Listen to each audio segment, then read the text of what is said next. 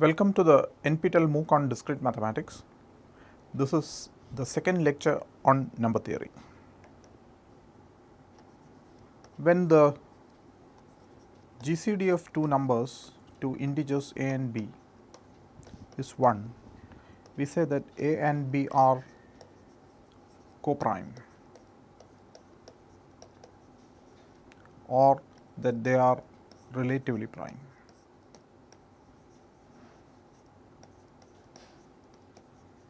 Let us see a theorem which we call theorem 2.1. For integers a, b and x, GCD of a and b is the same as the GCD of a and b plus ax. That is, an integer multiple of a added to b along with a will have the same GCD as a and b. The proof goes like this: GCD of a and b plus ax, according to what we saw in the last class, is the least positive member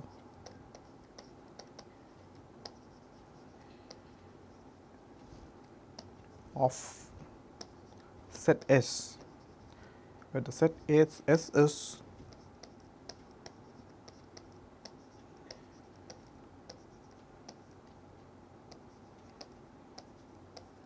the set of all linear combinations of a and b plus ax using integer coefficients.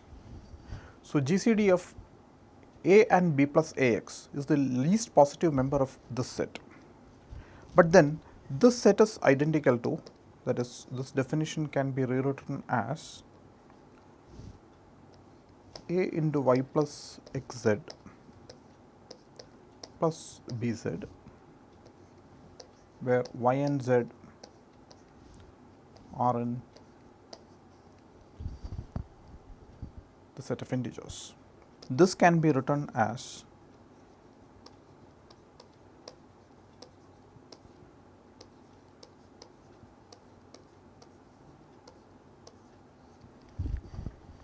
that is because given u and z, any number au plus bz can be written as a into y plus xz plus bz for integers y and z. That is, for every such u we can find such a y. U will be y plus xz, therefore y will be u minus xz. But the least positive member of this set in the final form we know is nothing but GCD of a and b.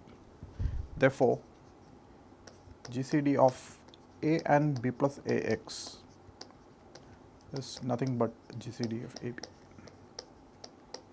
Hence the theorem. Another theorem, which we number 2.2, states this: if a and c are coprime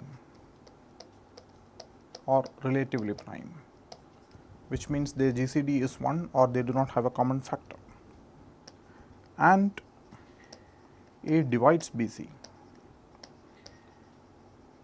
then a divides B.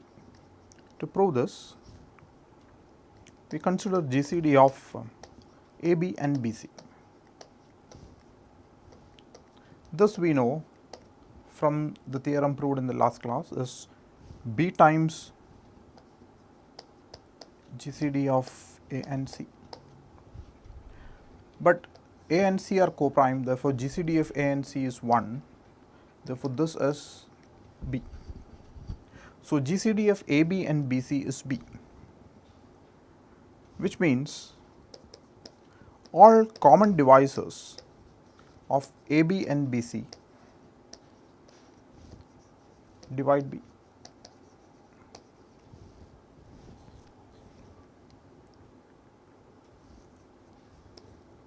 Now, A divides BC and A divides AB. Therefore, A is a common divisor of BC and AB.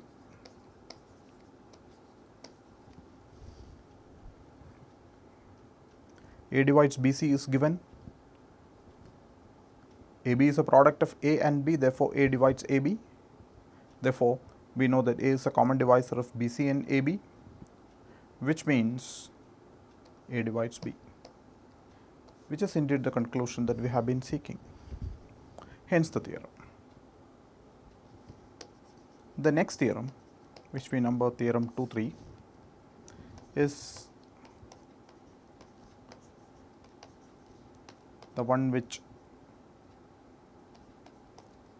talks about Euclid's algorithm. What this theorem says is this: for R0 and R1 greater than 0, both of which are integers, if we apply the division algorithm repeatedly,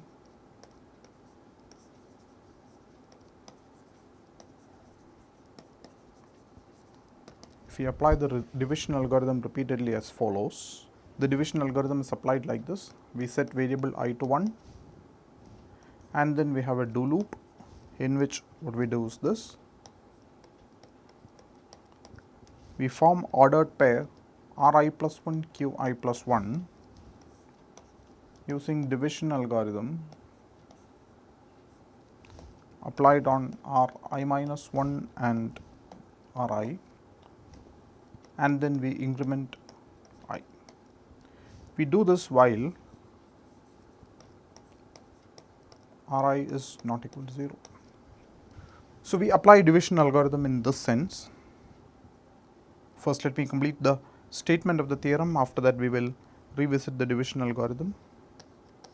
Then, what the theorem says is this: GCD of R0 and R1 is Ri minus 1, which is the last non-zero remainder of the process, and in particular integers x0 and y0 such that the GCD that we find, namely Ri minus 1, is a linear combination of R0 and R1 with x0 and y0 as the coefficients,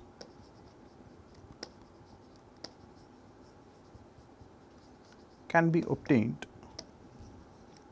by writing each Rj, where j varies from 2 to I minus 1, as a linear combination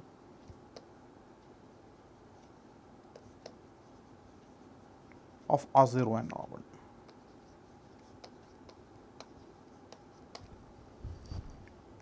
Now, let us take a look at the division algorithm. The algorithm begins with R0 and R1, and then we find R2. In the sense, we write R0 as Q1 R1 plus R2, Q2 R1 plus R2. That is, we find a unique ordered pair R2 Q2, so that when the division algorithm is applied on R0 and R1, this ordered pair is what we get. Then R0 would be expressible in this form. So, we have now R2. So, R2 is the remainder of the division of R0 with R1. So, now we have R1 and R2. Then what we do is to recurse with R1 and R2. The division algorithm is next invoked on R1 and R2. Then we would get an ordered pair Q3 and R3. R3 would be the new remainder. Then we would recurse with R2 and R3. So, when you continue like this, the remainders would keep decreasing in value as we go along in absolute value. Finally, when we come to a stage where Ri equal to 0, we come out of the loop. At this point, the last non-zero remainder that we had, namely Ri minus 1, that would be the GCD of the two given numbers R naught and R1. Let us work out an example first, and then we will prove the theorem. In the example, we consider two numbers 512, 512 and 432. Let us say we want to find the GCD of 512 and 432. What we do is this: we find the remainder of 512 on division with 432. The remainder is 80. Then we discard the largest number, which is 512, and then recurse with 432 and 80. So now we want to find GCD of 432 and 80. That is, to find the GCD of 512 and 432, it is enough to find the GCD of 432 and 80. 432 mod 80 is 32. Therefore, it is enough to find the GCD of 80 and 32. 80 mod 32 is 16, 64 plus 16 is 80. To find the GCD of 512 and 432, it is enough to find the remainder of the division of 512 with 432, which is 80. So now we should recurse with the smaller of the two original numbers, namely 432, and the new remainder, which is 80. So 512, the ordered pair 512, 432 reduces to the ordered pair 432, 80, which then reduces to the ordered pair 80, 32, which then reduces to 32, 16, and which reduces to 16 and 0. The GCD of 16 and 0 is 16, and this would be the GCD of the original pair of numbers. The theorem also says how the GCD 16 can be expressed as a linear combination of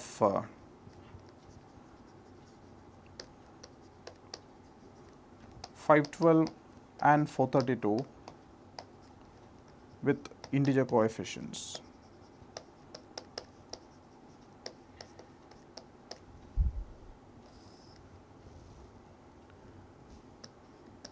If you go through the steps, you find that in the first step, we take the modulus of the division of 512 with 432.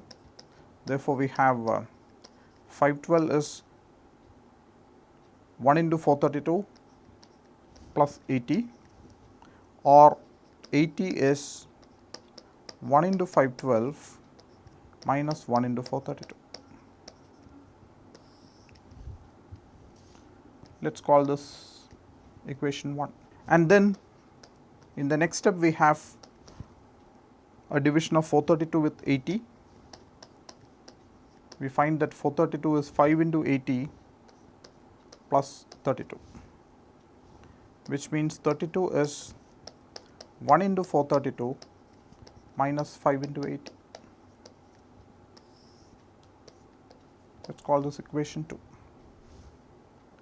The next step is on the ordered pair 80 and 32. 80 is 2 into 32 plus 16, or in other words 16 is 1 into 80 minus 2 into 32. Let us say this is equation 3. So 16 can be expressed as a linear combination of 80 and 32 with coefficients 1 and minus 2 respectively. But then 32 can be expressed as a linear combination of 432 and 80 with 1 and minus 5 as the coefficients. So 16 is 1 into 80 minus 2 into 32.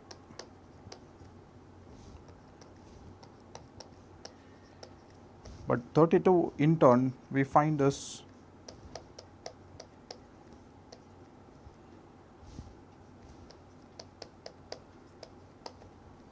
expressible in this form, which upon simplification gives us 11 into 80, this is 1 into 80, and then minus 2 into minus 5 is 10, so 10 plus 1 11, minus 2 into 432. So 16 is expressible as a linear combination of 80 and 432 with 11 and minus 2 as the respective coefficients.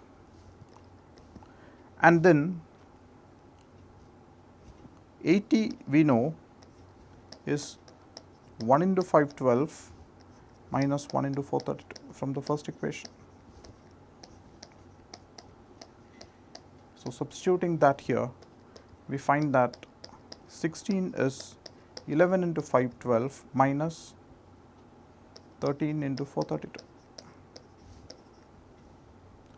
So now 16 has been expressed as a linear combination of 512 and 432 with 11 and minus 13 as the coefficients.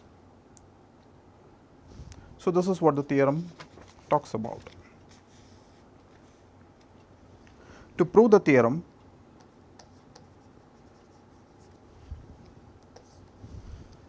what we do is this. We know that by theorem 2.1, GCD of R0 R1 is the same as GCD of R1 and R0 minus R1 Q2. We use integer minus Q2 here, which is GCD of R1 and R2. That's because the second term is nothing but R2. R0 minus R1 Q2 is the same as R2. So GCD of R0 R1 is indeed GCD of R1 R2. So if you continue like this, you can show that this is the same as GCD of R2 R3, which is the same as GCD of R3 R4 and so on, until we come to GCD of Ri minus 1 R0 Ri, where Ri is 0, but GCD of Ri minus 1 and 0 for non-zero Ri minus 1 is nothing but Ri minus 1. So GCD of R0 R1 is Ri minus 1 as the theorem claims. Now do as an exercise the rest of the proof, that is by induction show that Rj is a linear combination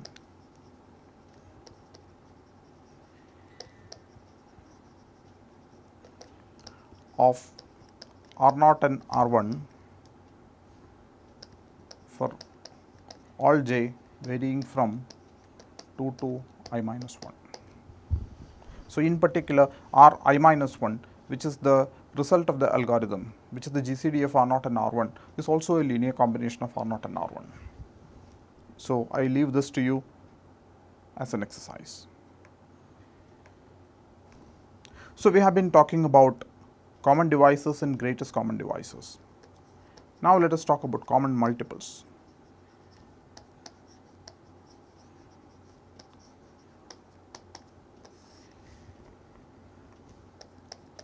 For integers a and b,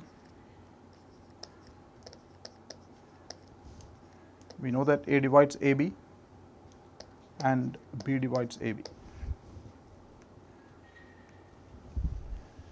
So ab is a multiple of a and ab is a multiple of b, which means ab is a common multiple of a and b.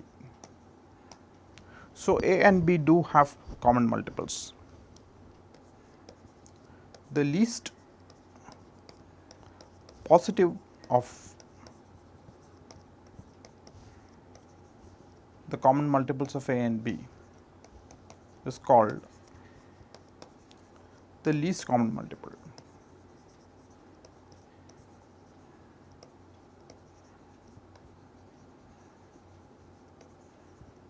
Or LCM of a and b.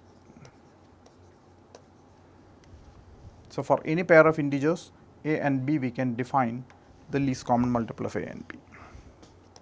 So we have a theorem for this notion, which we number 2.4. let small l denote LCM of AB for integers a and b.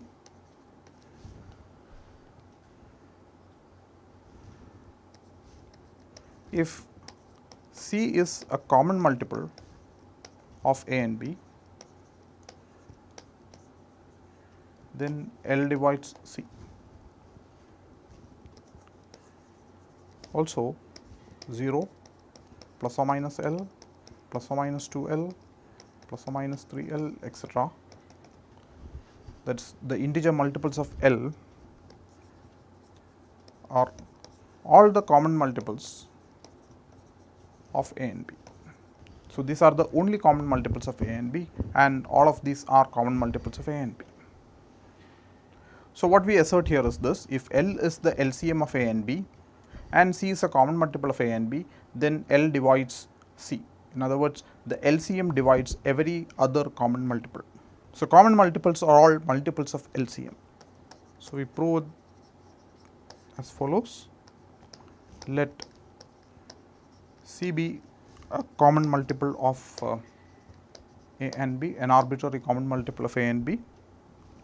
Then by the division algorithm, we know that there exists a unique pair RQ such that C equals QL plus R for 0 less than or equal to R less than L.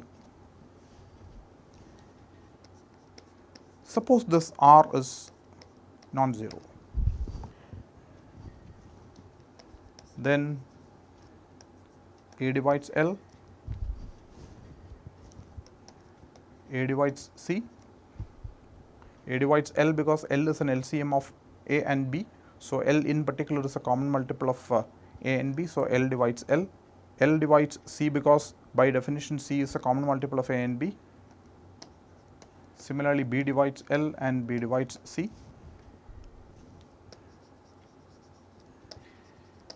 If A divides L and A divides C, then A must divide R as well, because then R is C minus QL. Then A divides R and similarly B divides R, or in other words, R is a common multiple of both A and B.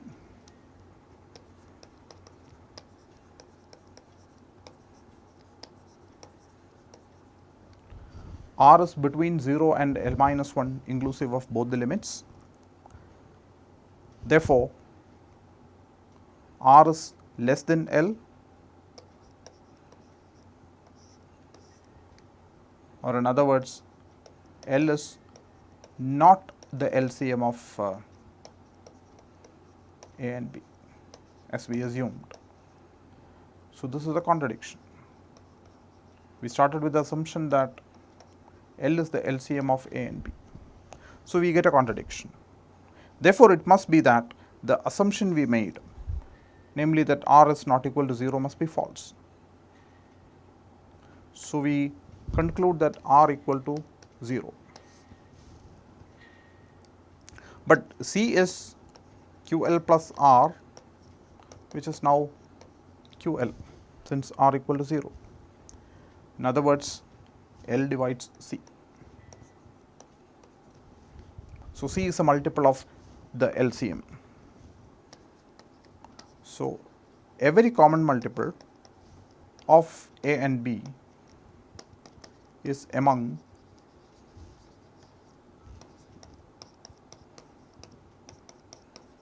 these, as the theorem claims. Another theorem about LCM: for every positive integer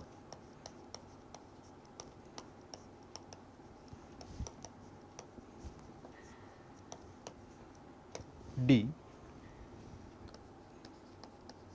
LCM of BDCD is LCM of B and C multiplied by D. So, to prove this, let us define small l as the LCM of B and C, and capital L as the LCM of BD and CD. So, we have these two numbers, small l and capital L. Then BD divides LD and CD divides LD. L is LCM of B and C. So, in particular L is a multiple of B, therefore, LD is a multiple of BD. Similarly, LD is a multiple of CD as well. So, LD is a common multiple of BD and LD, BD and CD. So, L divides LD, because we have just shown that the LCM divides every common multiple. So, capital L is the LCM of BD and CD, therefore, capital L divides small ld. Also, B divides the number L by D and C divides L by D. That is because capital L is a multiple of BD and capital L is a multiple of CD. Therefore, B divides the number L by D. L by D is an integer. So, L by D is a common multiple of B and C. In other words, the LCM of B and C, namely small l, divides L by D, which implies that small ld divides capital L. So, we have just shown that capital L divides small ld and small ld divides capital L. Therefore, it must be that capital L is the same as small ld, which is precisely what we want to show. We wanted to claim that LCM of BD and CD, which is capital L, is the same as D times LCM of B and C, which is D times small l. Hence the theorem. Another theorem dealing with GCDs and LCM, which we name Theorem 26. This asserts that for any pair of integers A and B, the GCD of A and B multiplied by the LCM of A and B is the absolute value of AB, the product of A and B. To prove this, first we assume that both A and B are positive. So, first let us assume A and B are co-prime.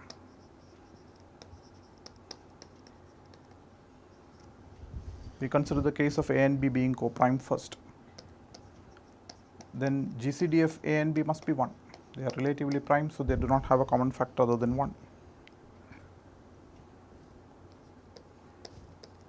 Let the LCM of A and B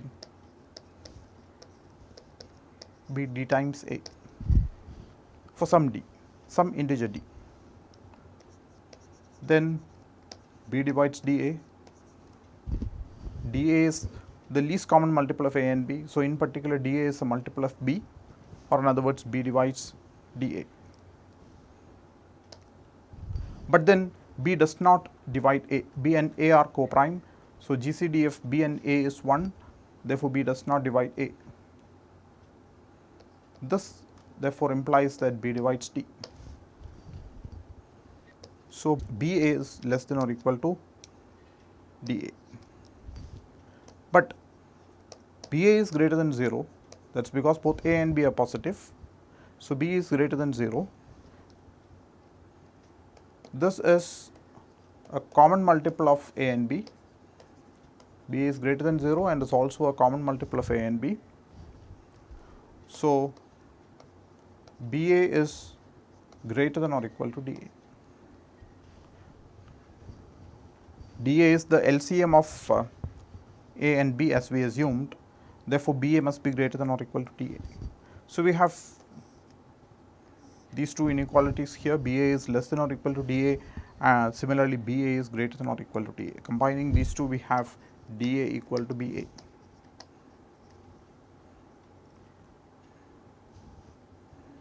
Which means the LCM of A and B is A into B,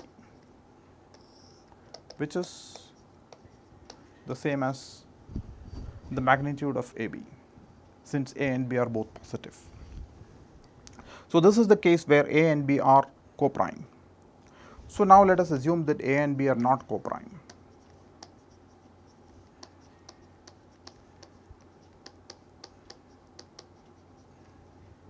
Which means they do have a common divisor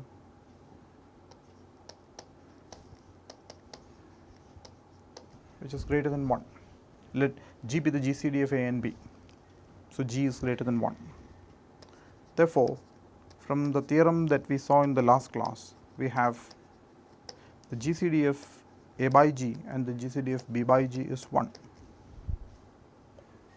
But we know that the GCD of A by G,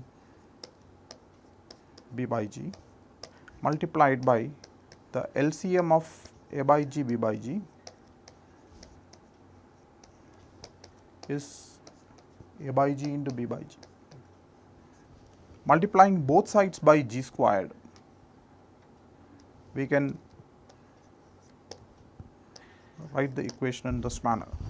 G into GCD of A by G, B by G multiplied by G into LCM of A by G, B by G is A into B. But this is nothing but GCD of AB, and this is nothing but LCM of AB. Therefore, the product of the two, GCD of AB multiplied by LCM of AB, is A into B. Once again, we assume that A and B are positive. Therefore, this is the same as the magnitude of AB. So the only remaining case is when A or B is negative. When one of A or B is negative, then GCD of AB is GCD of mod A mod B, and LCM of AB is LCM of mod A mod B. Now, mod A and mod B are both positive integers. Therefore, the product of GCD of mod A mod B and LCM of mod A mod B would be mod of A into mod of B.